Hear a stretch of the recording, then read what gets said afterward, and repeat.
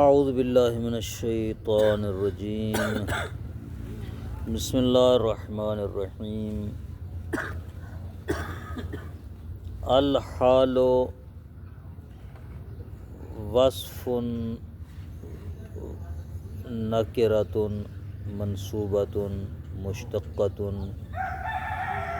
واقعۃ بعد تمام الکلام تبین حیات صاحبها عند صدور الفعل۔ آج کا سبق حال کے متعلق ہے۔ سب سے پہلے حال کی تعریف کر رہے ہیں۔ الحال وصف نکرۃ، حال ایک وصف ہوتی ہے جو نکرہ ہوتی ہے، منصوب ہوتی ہے، مشتق ہوتی ہے اور تمام کلام کے بعد واقع ہوتی ہے۔ جب کلام مکمل ہو جائے اس کے بعد یہ وصف حال آتی ہے۔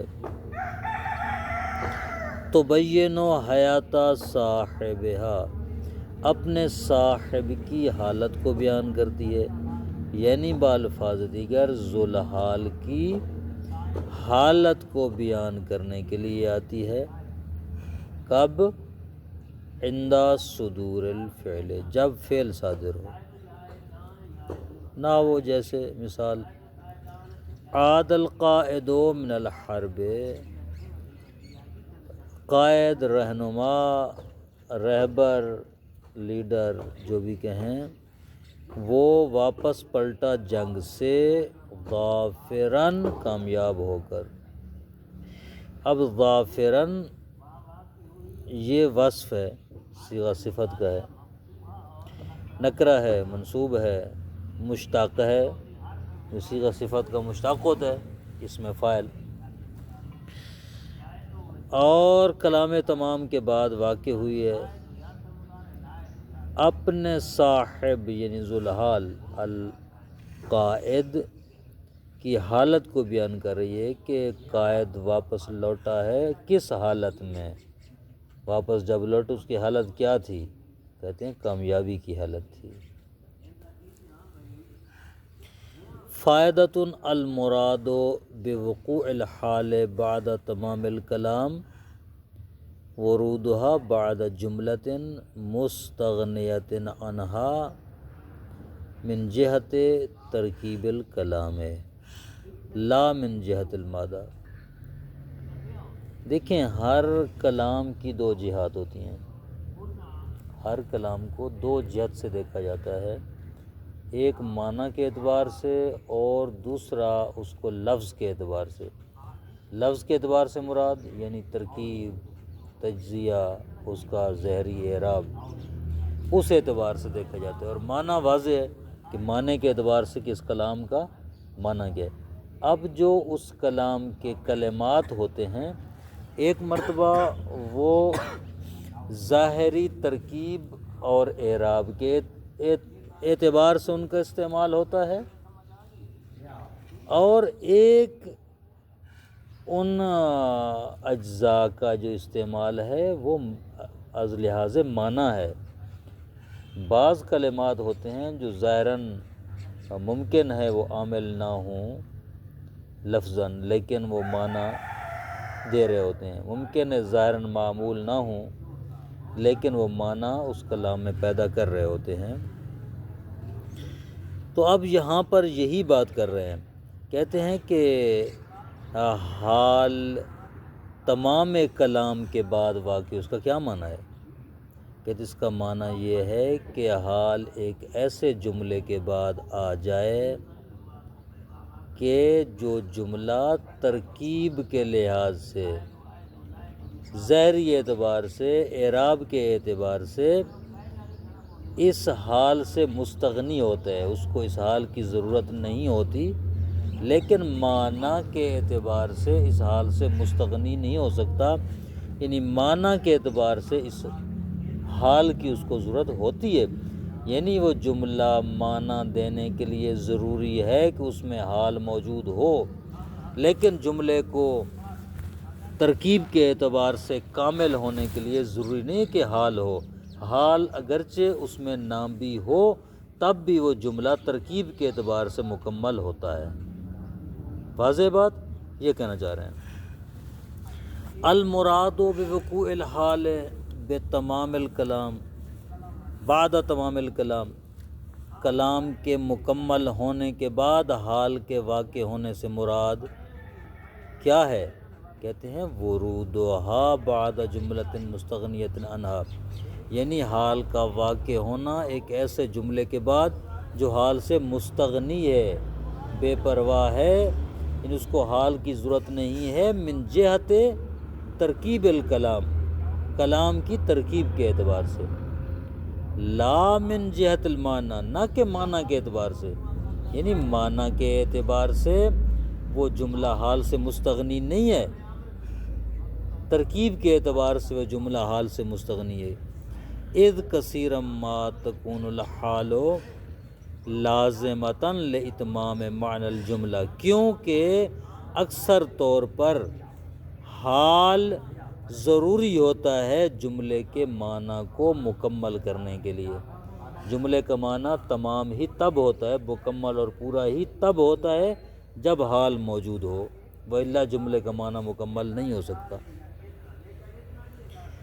فظافراً فی المثال حال، اس مذکورہ مثال میں کلمہ ظافراً حال ہے، لأنہا وقعت بعد ان تم ترکیب الجملۃ الفعلیہ، کیونکہ یہ واقع ہوا ہے جملے فعلیہ کی ترکیب کے مکمل ہونے کے بعد۔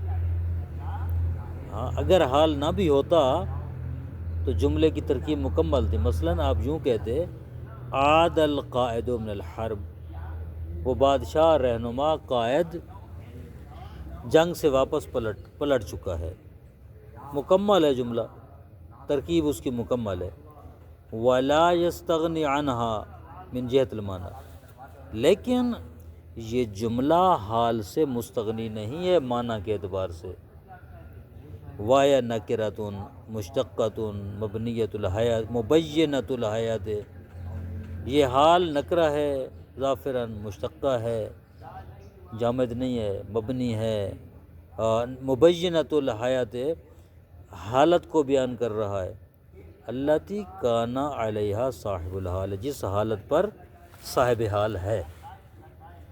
اے القائد فی حال عودتی من الحرب، یعنی وہ قائد جنگ سے پلٹنے کی حالت میں، جنگ سے پلٹنے کی حالت میں ہے، اس کو بیان کر رہا ہے۔ واضح ہوگی بات؟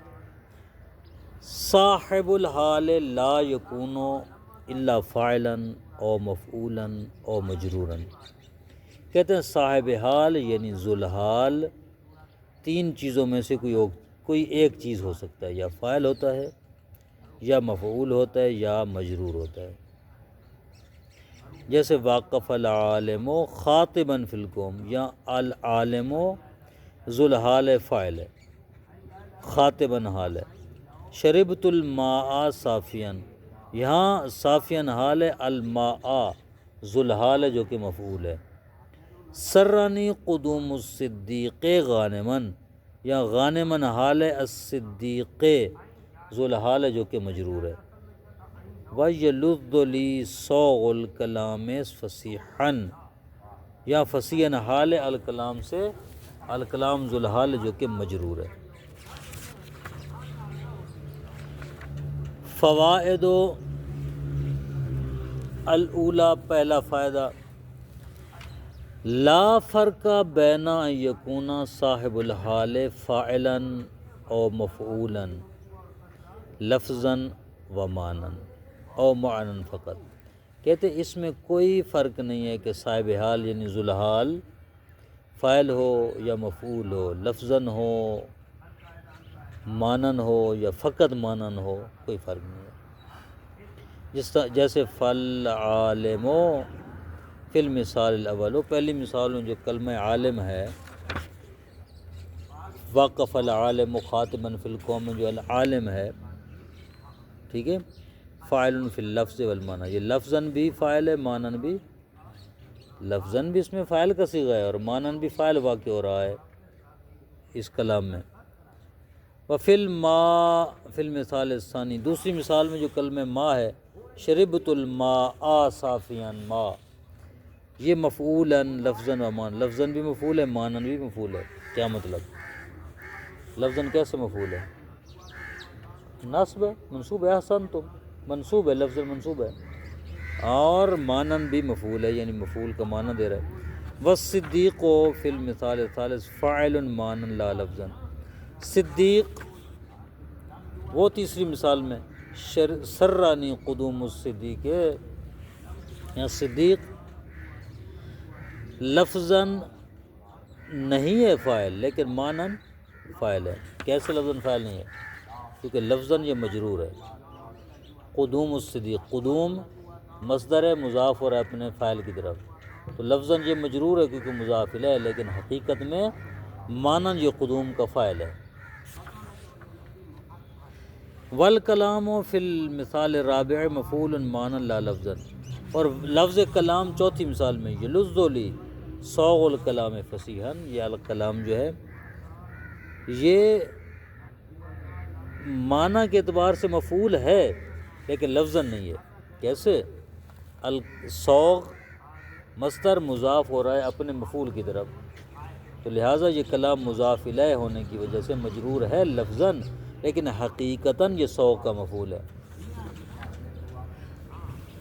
الثانیہ دوسرا فائدہ، لا فرق بین ان یکون المفعول مفعولا بہ، اور اس میں بھی کوئی فرق نہیں ہے کہ ذوالحال جو مفعول ہے وہ مفعول بہ ہو، جیسے اجتنب الریح شمالیتاً، او مفعولا مطلقا یا مفعول مطلق ہو، جیسے ضربت ضربا شدیداً، او مفعولا لہو یا مفعول لہو ہو، جیسے حربت للخوف مجرداً، او مفعولا فی یا مفعول فی ہو، جیسے صمت الشہر کاملاً، او مفعولا معہ یا مفعول معہ ہو، جیسے سرت والنیلا فائضاً۔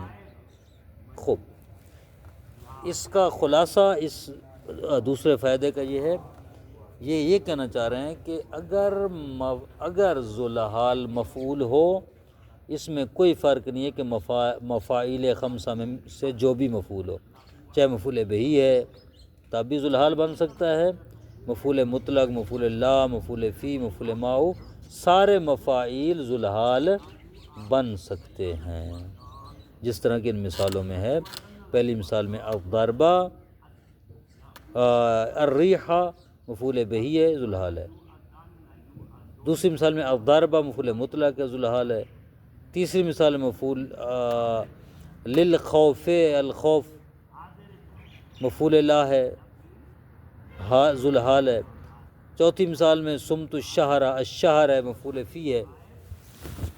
اور آخری مثال میں سرت والنیلا، النیل یہ مفعول معہ ہے جو کہ ذوالحال واقع ہو رہا ہے۔ الثالثہ تیسرا فائدہ، ذهب الجمہور الی انہ لا تعطی الحال عن المبتدا، جمہور علماء نحویون اس بات کی طرف گئے ہیں کہ حال مبتدا سے نہیں آتا، یعنی مبتدا ذوالحال ہو اور اس سے حال بنے کوئی چیز نہیں ہو سکتا۔ اما نحو قولہ تعالی ھذا بعلی شیخاً، کہتے ہیں یہاں پر تو مبتدا سے حال واقع ہو رہا ہے، یعنی بعلی مبتدا ہے، شیخاً اس سے حال ہے، کہتے ہیں یہاں پھر کیوں ایسا ہو گیا ہے؟ آپ نے تو کہا تھا کہ مبتدا سے حال نہیں آ سکتا، یہاں پر کیوں آیا ہے؟